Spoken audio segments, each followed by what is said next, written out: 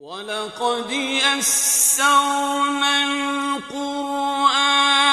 لِلذِّكْرِ فَهَلْ مِن مُّدَّكِرٍ۔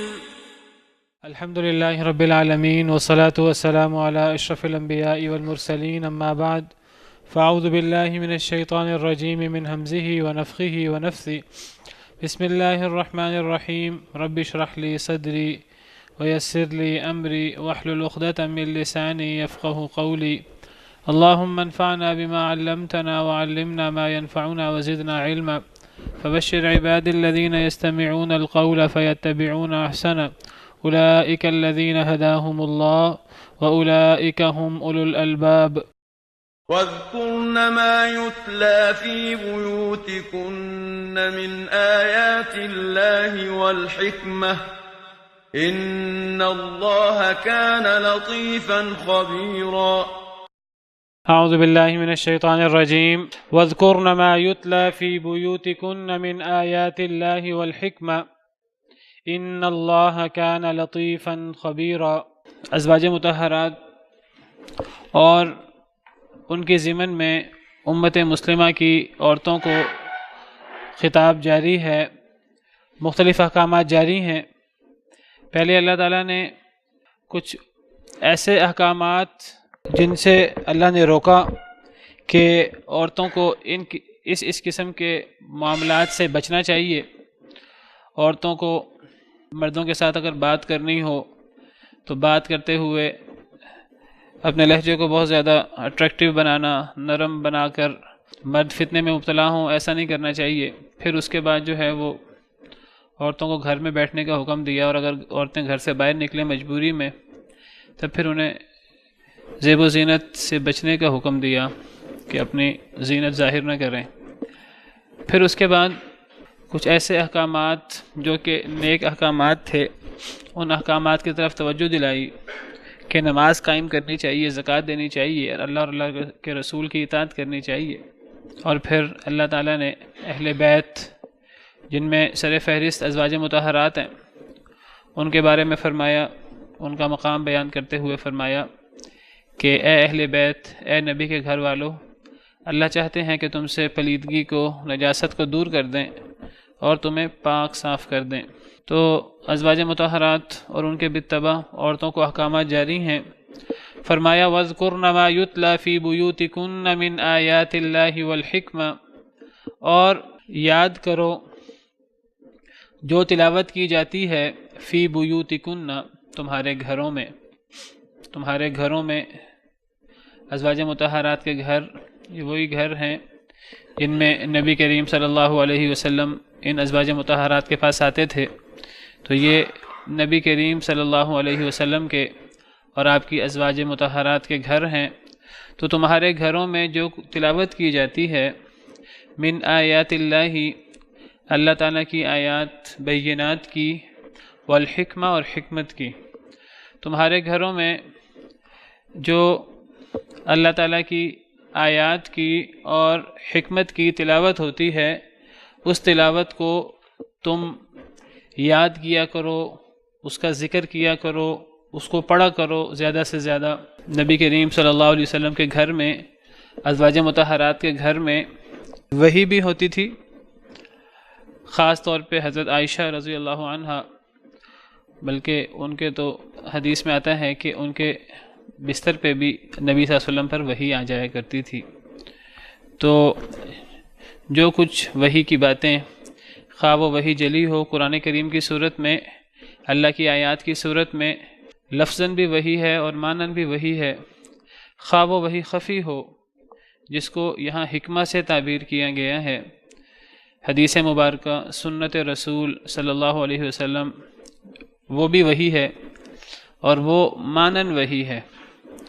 یعنی اس کا مفہوم، اس کا معنی نبی کریم صلی اللہ علیہ وسلم پر وحی کیا گیا. اور نبی کریم صلی اللہ علیہ وسلم جن کو اللہ کی طرف سے جوامع الکلم دیے گئے تھے، تو اس کی تعبیر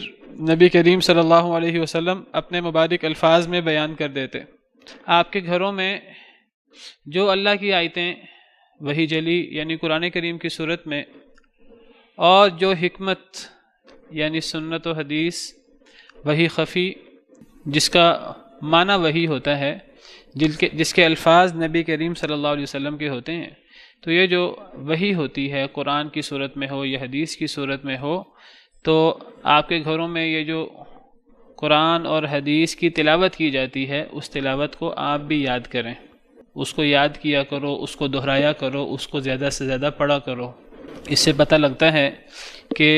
جس طرح قرآن کریم کی تلاوت کرنی چاہیے، قرآن کریم کی تلاوت ہوتی ہے، اسی طرح احادیث مبارکہ کی بھی تلاوت ہوتی ہے، حکمت کی بھی تلاوت ہوتی ہے۔ حکمت کو بھی پڑھنا چاہیے، اگرچہ جس طرح قرآن کریم کو پڑھنے کا ثواب ہے، ایک ایک حرف پہ 10 نیکیاں ہیں صرف پڑھنے پر، چاہے اس کا معنی ہمیں معلوم نہ بھی ہو۔ نبی کریم صلی اللہ علیہ وسلم کا ارشاد ہے کہ جس کا مفہوم یہ ہے کہ جس نے اللہ کی کتاب میں سے ایک حرف پڑھا اس کو ایک نیکی ملے گی، اور ایک نیکی جو ہے وہ 10 گنا ہوتی ہے اسلام میں۔ والحسنۃ بعشر امثالھا، ایک نیکی 10 گنا ہوتی ہے، گویا کہ ایک حرف پڑھنے پر 10 نیکیاں ملیں گی۔ پھر آپ نے جو مثال بیان فرمائی، ترمذی کی روایت ہے، آپ نے فرمایا میں یہ نہیں کہتا الف لام میم ایک حرف ہے، الف الگ حرف ہے، لام الگ حرف ہے، میم الگ حرف ہے۔ تو الف لام میم کی آپ نے مثال پیش فرمائی۔ محدثین کرام رحمہم اللہ فرماتے ہیں کہ نبی کریم صلی اللہ علیہ وسلم نے قرآن کریم کے پڑھنے کی فضیلت بیان کرتے ہوئے جو الف لام میم کی مثال بیان فرمائی، تو اس کے اندر حکمت یہ ہے کہ الف لام میم کا معنی اللہ کے علاوہ کسی کو علم نہیں ہے، یہ حروف مقطعات میں سے ہے، اور جب اس کا معنی اللہ کے علاوہ کسی کو علم نہیں ہے، اس کے باوجود الف لام میم 3 حرف ہیں، اور 3 حرف پڑھنے پر ہر حرف کی ایک نیکی، گویا کہ 30 نیکیاں ملیں گی۔ گویا کہ 30 نیکیاں یہ تب ہیں جب ہم بغیر مفہوم کے، بغیر ترجمے کے پڑھیں، بغیر غور کیے، بغیر تدبر کے پڑھیں، اور اگر ہم یہ تدبر کے ساتھ قرآن کریم کو پڑھیں تو پھر اس کا ثواب تو بہت زیادہ ہو جاتا ہے۔ تو قرآن کریم کی تلاوت بغیر تدبر کے، اس کی بھی ایک فضیلت ہے، اگرچہ اصل مقصد قرآن کریم کا بھی یہی ہے اور حدیث مبارکہ کا بھی یہی ہے کہ ان میں تدبر کیا جائے، ان پر غور و فکر کر کے ان سے نصیحت حاصل کی جائے، ان پر عمل کیا جائے۔ کتاب انزلناہ الیک مبارک لیدبروا آیاتہ ولیتذکر اولو الالباب، کتاب کو ہم نے نازل کیا آپ کی طرف، بڑی بابرکت کتاب ہے، اس لیے نازل کیا تاکہ لوگ اس کی آیات میں تدبر کریں، ولیتذکر اولو الالباب، اور تاکہ عقل مند لوگ نصیحت پکڑیں۔ تو قرآن کریم کے الفاظ بھی اللہ کی طرف سے وحی ہیں، اور اس کا معنی بھی اللہ کی طرف سے ہے۔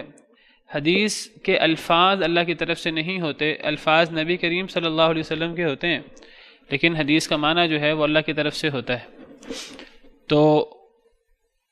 قرآن کریم کی تلاوت بھی ہوتی ہے، حدیث کی بھی تلاوت ہوتی ہے، اگرچہ حدیث کی تلاوت پر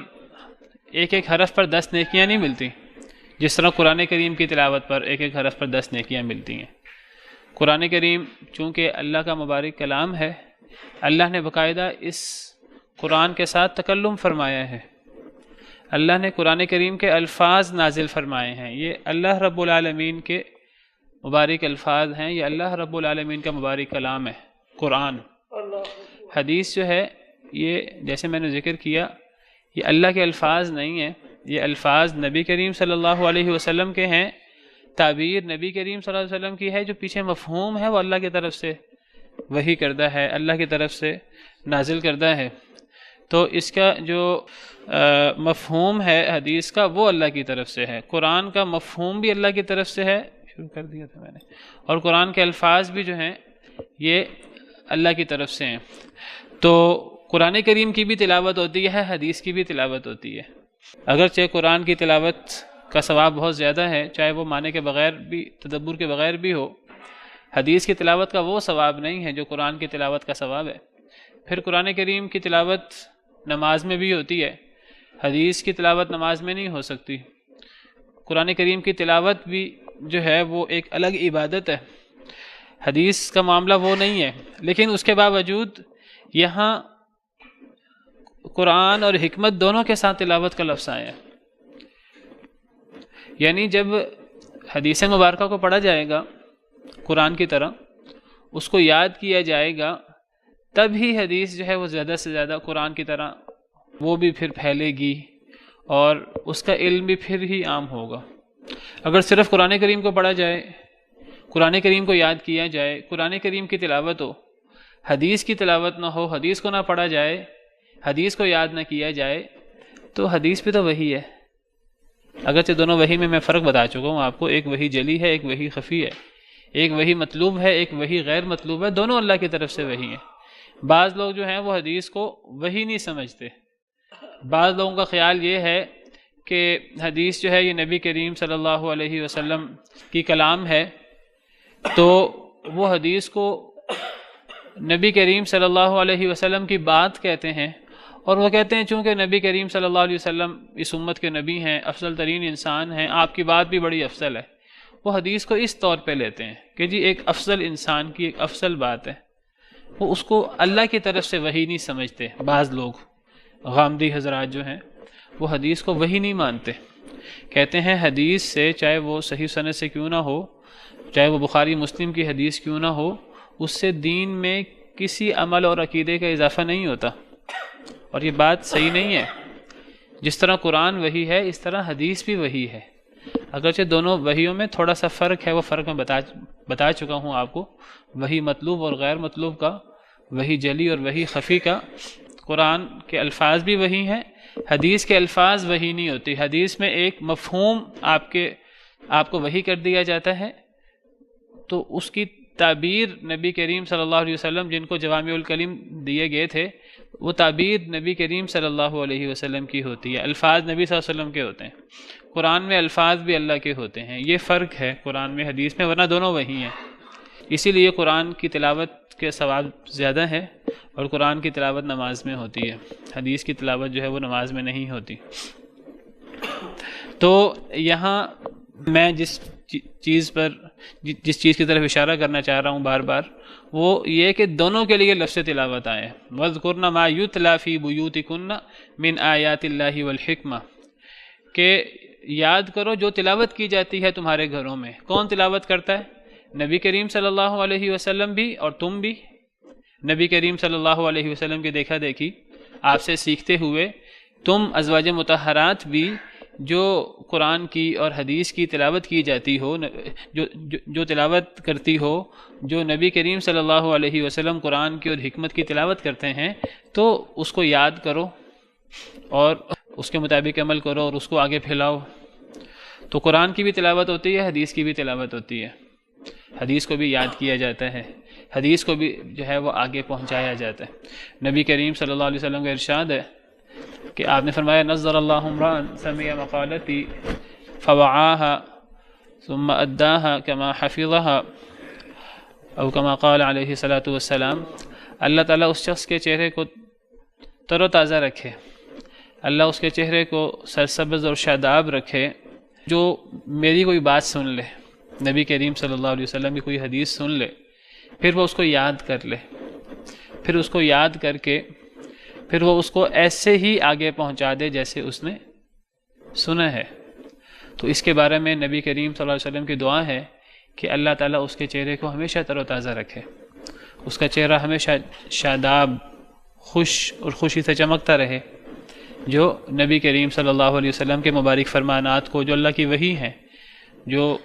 انہیں سنتا ہے اور پھر انہیں یاد کر لیتا ہے۔ یاد کیسے ہوگا؟ پڑھ کر، تلاوت کر کے، پڑھ کر، دہرائی کر کے، پھر وہ اس کو یاد کرنے کے بعد جیسے سنا ہے ایز اٹ از آگے پہنچا دے۔ تو قرآن کی بھی تلاوت ہوتی ہے اور حکمت یعنی حدیث، اس کی بھی تلاوت ہوتی ہے۔ حکمت سے مراد یہاں حدیث ہے، حدیث بھی وہی ہے۔ سورہ نجم میں اللہ رب العالمین کا ارشاد ہے وَالنَّجْمِ إِذَا هَوَى مَا ضَلَّ صَاحِبُكُمْ وَمَا غَوَى وَمَا يَنطِقُ عَنِ الْهَوَى إِنْ هُوَ إِلَّا وَحْيٌ يُوحَى، ستارے کی قسم جب وہ گرے، ما ضل صاحبکم وما غوى، تمہارا ساتھی نہ گمراہ ہوا ہے نہ بہکا ہے، وما ينطق عن الهوى، وہ اپنی خواہش سے نہیں بولتا، ان هو الا وحی یوحى، جو کچھ ان کی زبان اقدس سے نکلتا ہے وہ تو وحی ہوتی ہے۔ تو اس سے پتہ لگتا ہے کہ نبی کریم صلی اللہ علیہ وسلم کی مبارک زبان سے نکلنے والی بات وہ وحی ہوتی ہے، وہ حق ہوتی ہے، وہ باطل نہیں ہو سکتی، وہ غلط نہیں ہو سکتی، وہ وحی ہوتی ہے۔ اسی لیے نبی کریم صلی اللہ علیہ وسلم نے، آپ کو علم ہے کہ قرآن کی وحی اترتی، آپ خود لکھ پڑھ نہیں سکتے تھے، تو جب قرآن کی وحی اترتی یا حدیث کی وحی اترتی تو نبی کریم صلی اللہ علیہ وسلم شروع میں قرآن کی وحی کو لکھوا دیتے، آپ قرآن کو لکھنے کا حکم دیتے۔ آپ نے کاتبین وحی رکھے تھے جن کو آپ بلاتے، جو قرآن کی وحی ہوتی وہ آپ اس کو چمڑے پر، شانے کی چوڑی ہڈی پر، کھجور کی چھال وغیرہ پر لکھوا دیتے۔ شروع میں آپ نے حدیث کو لکھنے سے منع کر دیا تاکہ صحابہ کرام دونوں کو ان کو قرآن یا حدیث دونوں نبی کریم صلی اللہ علیہ وسلم سے ملتی تھیں، تو قرآن و حدیث میں فرق کرنے کے لیے، یہ بتانے کے لیے کہ یہ قرآن ہے اور یہ حدیث ہے، ان میں صحابہ کرام کے ذہنوں میں فرق واضح کرنے کے لیے آپ نے شروع میں قرآن کو لکھوایا، حدیث کو نہ لکھوایا، لیکن آپ نے دونوں کو یاد کرنے کی، قرآن و حدیث دونوں کو یاد کرنے کی، دونوں کو آگے پہنچانے کی ترغیب بار بار صحابہ کرام کو دلائی۔ صحابہ کرام قرآن کو بھی یاد کرتے تھے، حدیث کو بھی یاد کرتے تھے اور زیادہ سے زیادہ آگے پہنچاتے بھی تھے۔ پھر جب صحابہ کرام کے اندر یہ چیز پکی ہو گئی کہ یہ قرآن ہے، یہ حدیث ہے، قرآن کا حدیث کا فرق ہے، قرآن نماز میں پڑھا جائے گا، قرآن کی تلاوت عبادت ہے، حدیث کو نماز میں نہیں پڑھا جاتا، جب یہ چیزیں صحابہ کرام میں رچ بس گئیں، پکی ہو گئیں، تو پھر ان کو حدیث بھی لکھنے کا حکم دیا گیا۔ پھر صحابہ کرام قرآن کریم کے ساتھ ساتھ حدیث کو بھی لکھ لیتے تھے، اگرچہ ان کا حافظہ بہت اچھا تھا اس زمانے میں، تو لکھنا جو ہے وہ ایک تائید کے طور پر تھا، تو وہ قرآن کے ساتھ ساتھ حدیث کو بھی لکھ لیتے تھے۔ تو ایک دفعہ نبی کریم صلی اللہ علیہ وسلم کے ایک صحابی جن کا نام عبداللہ بن عمر بن عاص تھا، وہ احادیث مبارکہ لکھا کرتے تھے، نبی کریم صلی اللہ علیہ وسلم پر اترنے والی وحی کو لکھا کرتے تھے۔ تو ایک دفعہ نبی کریم صلی اللہ علیہ وسلم نے انہیں دیکھا کہ وہ نہیں لکھ رہے، تو آپ نے ان سے فرمایا کہ اے عبداللہ تم کیوں نہیں لکھتے، تم لکھا کرتے تھے۔ تو وہ کہنے لگے کہ مجھے بعض لوگوں نے مشورہ دیا ہے کہ میں ہر بات نہ لکھا کروں، میں وہ باتیں جو اہم سمجھوں وہ لکھا کروں۔ آپ کبھی ناراضگی میں ہوتے ہیں، کبھی خوشی میں ہوتے ہیں، تو مجھے بعض لوگوں نے مشورہ دیا ہے ہر بات لکھنے کی بجائے میں جو بات آپ اہمیت کے ساتھ بیان کریں تو میں اہم باتیں لکھا کروں۔ تو نبی صلی اللہ علیہ وسلم نے فرمایا کہ اے عبداللہ لکھ لیا کرو، ہر بات لکھ لیا کرو،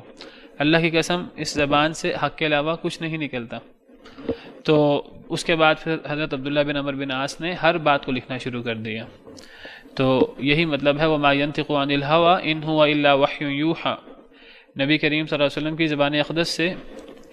کوئی بات اپنی مرضی سے نہیں نکلتی، اپنی خواہش سے نہیں نکلتی، جو بات بھی آپ بیان فرماتے ہیں وہ اللہ کی وحی ہوتی ہے، جو آپ امت کو سنا رہے ہوتے ہیں۔ تو قرآن بھی وحی ہے، حدیث بھی وحی ہے، دونوں اللہ کی طرف سے ہیں۔ جی نہیں جبریل علیہ السلام ان کا مفہوم نبی صلی اللہ علیہ وسلم کو بتاتے تھے، اب اس کی تعبیر، اس کے الفاظ نبی کریم صلی اللہ علیہ وسلم کے ہوتے تھے۔ یہ بالکل ایسی بات ہے جیسے کہ آپ کو ایک چیز سمجھا دی جائے، 5 نمازیں فرض ہیں، اس کے لیے کوئی بھی الفاظ ہوں، کسی بھی زبان میں ہوں، کوئی بھی الفاظ ہوں، اب آپ نے یہ بات آگے پہنچانی ہے، آپ اس بات کو اردو زبان، عربی زبان میں مختلف تعبیر میں بیان کر سکتے ہیں، کسی بھی جملے میں آپ بیان کر سکتے ہیں۔ وہ جملہ جو ہے ممکن ہے کہ آپ نے اپنے استاد سے وہ جملہ اس طرح نہ سنا ہو، آپ اس کو اردو میں بیان کر دیں، آپ اس کو انگلش میں بیان کر دیں۔ ایک ہوتا ہے مفہوم اور ایک ہوتا ہے اس کی تعبیر، تو دونوں میں فرق ہوتا ہے۔ تو حدیث کا مفہوم وہ اللہ کی طرف سے ہے، الفاظ اللہ کی طرف سے نہیں ہیں، الفاظ نبی کریم صلی اللہ علیہ وسلم کے ہوتے ہیں۔ اللہ کے علم میں تو ہر چیز موجود ہے۔ جی شروع میں آپ نے صحابہ کرام کو روکا کہ حدیث نہ لکھو، قرآن لکھو۔ اصل میں آپ اس کو اس طرح سمجھیے کہ صحابہ کرام کو قرآن اور حدیث الگ سورسز سے نہیں مل رہا، دونوں کا سورس ایک ہی ہے، نبی کریم صلی اللہ علیہ وسلم۔ اب آپ پہ قرآن اتر رہا ہے، آپ کو پتہ ہے یہ قرآن ہے، آپ پر حدیث اتر رہی ہے، وہی خفی اتر رہی ہے، آپ کو پتہ ہے وہی خفی ہے۔ اب قرآن اور حدیث دونوں جو ہیں وہ ان پر عمل کرنا ضروری ہے، یہ نہیں کہ ایک پر عمل کرنا ہے دوسرے پر عمل نہیں کرنا۔ جب دونوں وہی ہیں، دونوں پر عمل کرنا ضروری ہے، دونوں کی اہمیت مسلمہ ہے، اور ابھی صحابہ کرام مسلمان ہوئے ہیں نئے، ابھی بہت زیادہ چیزیں واضح نہیں ہوئیں، تو اب قرآن اور حدیث ان کے لیے ایک جیسی چیز تھی، دونوں نبی صلی اللہ علیہ وسلم سے وہ لے رہے تھے، تو ابھی تدوین نہیں ہوئی تھی قرآن کی حدیث کی، ابھی قرآن ایک جلد کی صورت میں جس طرح ہمارے ہاں اکٹھا ہے اس طرح کر کے اکٹھا نہیں تھا، احادیث مبارکہ کتابوں کی صورت میں اکٹھی نہیں تھی، نبی صلی اللہ علیہ وسلم سے صحابہ کرام لے رہے ہیں، یاد بھی کر رہے ہیں، لکھ بھی رہے ہیں، تو بڑا امکان تھا کہ حدیث اور قرآن آپس میں خلط ملط ہو جائیں۔ حدیث اور قرآن کا فرق تو ہے، قرآن کے الفاظ بھی اللہ کے ہیں، اور اس سے قرآن کریم کی ایک خاص فضیلت ہو جاتی ہے۔ ہم جو قرآن کریم کے الفاظ پڑھتے ہیں، یہ تعبیر ایک ایک لفظ جو ہے یہ اللہ کا تلاوت کیا ہوا ہے۔ قرآن کریم اللہ فرماتے ہیں وَرَتَّلْنَاهُ تَرْتِيلًا كَذَلِكَ لِنُثَبِّتَ بِهِ فُؤَادَكَ وَرَتَّلْنَاهُ تَرْتِيلًا، ہم نے قرآن کریم کو ترتیل کے ساتھ پڑھا ہے۔ اللہ اپنے بارے میں فرما رہے ہیں، اللہ نے قرآن کو ترتیل سے پڑھا ہے، اور قرآن کریم میں اللہ نے یہ بات بھی فرمائی ہے کہ وَإِنْ أَحَدٌ مِّنَ الْمُشْرِكِينَ اسْتَجَارَكَ فَأَجِرْهُ حَتَّى يَسْمَعَ كَلَامَ اللَّهِ، اگر مشرکین میں سے کوئی شخص آپ سے پناہ مانگے تو آپ اسے پناہ دے دیں، حَتَّى يَسْمَعَ كَلَامَ اللَّهِ، تاکہ وہ اللہ کا کلام سن لے۔ قرآن کریم کو اللہ کا کلام قرار دیا، اللہ کا کلام، اللہ کے کلمات، اللہ نے قرآن کریم کو باقاعدہ تکلم فرمایا ہے، باقاعدہ انہی الفاظ کے ساتھ قرآن کریم پڑھا ہے جس الفاظ سے آج ہم پڑھتے ہیں۔ قرآن کریم میں ہی ہے کہ اِنَّا جَعَلْنَاهُ قُرْآنًا عَرَبِيًّا لَعَلَّكُمْ تَعْقِلُونَ، قرآن کریم کی 11 آیات ہیں جن میں اللہ نے فرمایا کہ ہم نے قرآن کو عربی زبان میں نازل فرمایا ہے، اور عربی زبان میں جو اللہ نے قرآن کو نازل فرمایا ہے، عربی زبان مفہوم کی نہیں ہوتی، عربی زبان الفاظ کی ہوتی ہے۔ اس سے پتہ لگتا ہے کہ قرآن کریم جو ہے وہ الفاظ کی صورت میں نازل ہوا ہے، حدیث جو ہے وہ اس کا مفہوم نازل ہوا ہے نبی کریم صلی اللہ علیہ وسلم پر۔ آپ بالکل اس کو اس طرح سمجھیے، آپ کے ذہن میں کچھ خیالات ہوں، آپ ان خیالات کو کی تعبیر کسی بھی الفاظ سے کر سکتے ہیں۔ اگر ایک بات آپ نے سمجھانی ہے کسی کو، آپ کے ذہن میں پورا مفہوم موجود ہے، آپ اس بات کو 10 الفاظ سے، 10 جملوں سے، 10 طریقوں سے سمجھا سکتے ہیں۔ یہ ہے مفہوم کو ہم اپنے الفاظ دیں۔ تو حدیث کے جو مفہوم ہے یہ نبی صلی اللہ علیہ وسلم پر وحی ہوا ہے، اس کے الفاظ نبی صلی اللہ علیہ وسلم کے ہیں، لیکن قرآن کے الفاظ وحی ہوئے ہیں نبی کریم صلی اللہ علیہ وسلم پر۔ قرآن لفظاً و معناً دونوں صورتوں میں وحی ہے، حدیث جو ہے وہ صرف معناً وحی ہے، اس کے الفاظ جو ہیں وہ نبی کریم صلی اللہ علیہ وسلم کے ہیں، اس لیے ان الفاظ میں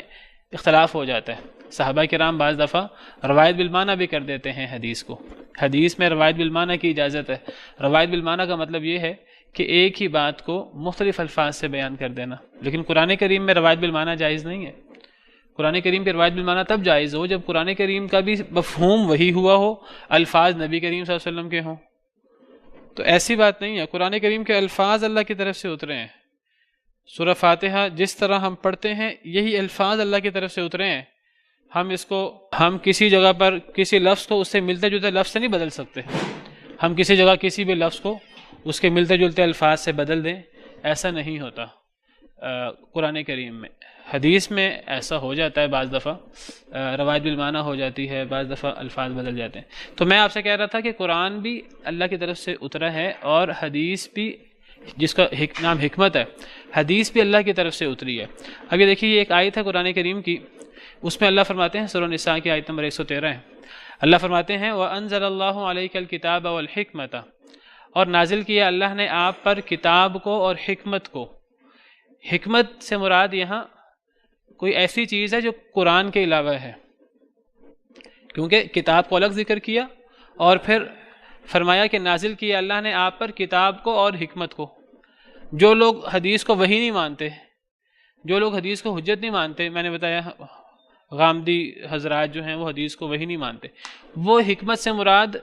وہ کہتے ہیں حکمت سے مراد قرآن اور قرآن کا فہم اور قرآن کی گہرائی ہے، حالانکہ بات صحیح نہیں ہے۔ اگر حکمت سے مراد قرآن ہی ہو، قرآن کا فہم اور قرآن کی گہرائی ہی ہو، یہ الفاظ نہیں ہونے چاہیے وَأَنزَلَ اللَّهُ عَلَيْكَ الْكِتَابَ وَالْحِكْمَةَ.